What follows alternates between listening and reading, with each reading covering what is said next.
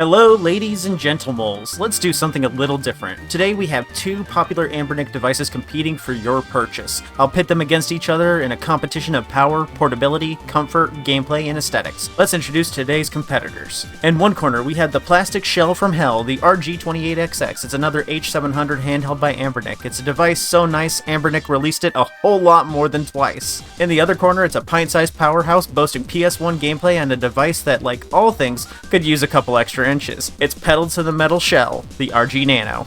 Some people might call this fight unfair, but remember, they're both fighting for Anbernic. They're on the same team, and just having some fun. The RG28XX's H700 CPU is the exact same one we've seen a million times. It's the same one in almost every Anbernic Linux-based handheld that numbered in the baker's dozen by now. It features the same 1GB of RAM, quad-core ARM Cortex A53 1.5 GHz CPU, and dual-core Mali G31 MP2 GPU, meaning it's exactly as capable as any of those other models that you probably already own, but much smaller. This competitor is trying its hardest to be a bigger and better Game Boy Micro, and I think it succeeds, and for much cheaper too, only $30. The RG Nano is a rare Anbernic device by merits of not being an H700 handheld. Instead, we have an ARM Cortex A7 1.2 GHz CPU, no GPU, and 64 MB of DDR2 RAM. No GPU? How do they do it? It must be magic. Keep it clean, Nano. We have a no fireball policy in this arena. This pint-sized powerhouse seems worse in every way, and with a $40 price tag to boot. Originally, it came out for double of that. This device is definitely the underdog, but a community favorite for its ability to play Pokemon one-handed. Use that power for good, folks. Our first competition is power. Being an H700 device, the 28XX can handle PS1 at double resolution flawlessly, PSP with good compatibility, and some N64 and Dreamcast. Looks like the RG Nano isn't the only tiny device packing some heat. The 28 also plays all of its games on a 4:3 ratio screen that is 2.8 inches diagonally, making it a micro handheld just like its competitor. It has the same CFW options as its H700 peers as well. If you want to do everything your other handhelds can do, but in a pocket-friendly form factor, this is it. The RG Nano plays PS1 and below, which is incredibly surprising for a device of this size, but that's its biggest problem too,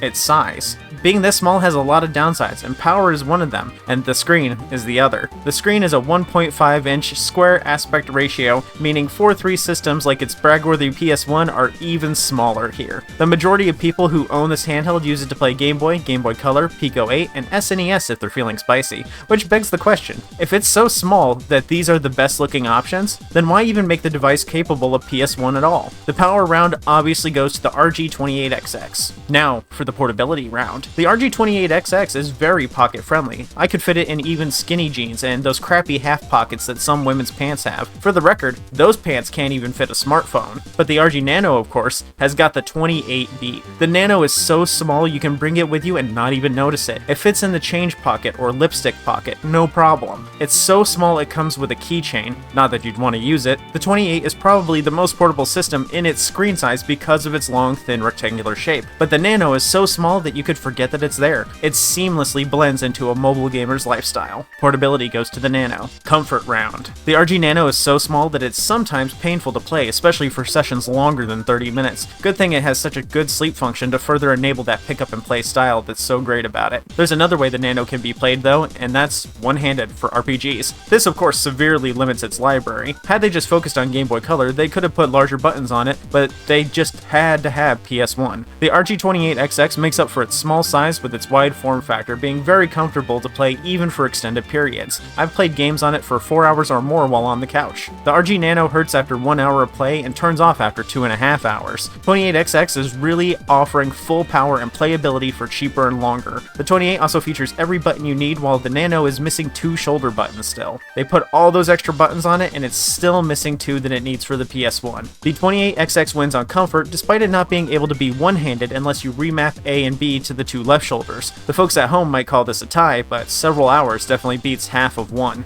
Gameplay round. The 28XX, as I said before, has every button it needs to play all of its systems except for analog sticks. Its 2.8-inch screen is almost triple the surface area, making it much easier to play games with small text. Despite the RG Nano being considered an RPG machine, anything that isn't Game Boy Color has unreadably small text. It wants so hard to be a mini Game Boy. Well, someone should make it a magnifying glass attachment. The tiny D-pad and buttons on the RG Nano makes precision anything a no-go. While the 28XX does have small buttons, you at least stand a chance in a fighting game. The RG Nano is like the little brother controller that's not even plugged in. Also, if I feel like the 28XX is too small, I can always plug it into a TV and play on it there. The gameplay round goes to the 28XX. It's more capable of playing its entire library than the RG Nano is, even with its smaller library. The last round is aesthetics, and this is a close call, honestly. The Nano comes in some nice colors, full metal shells, colorful buttons, and it has a certain wow factor to it. If someone sees you with it, they will have questions, if they can see it at all. The unfortunate fact of metal is that blemishes like scratches and dings are highly visible due to the shiny metal beneath the paint being revealed. It's a nice looking handheld,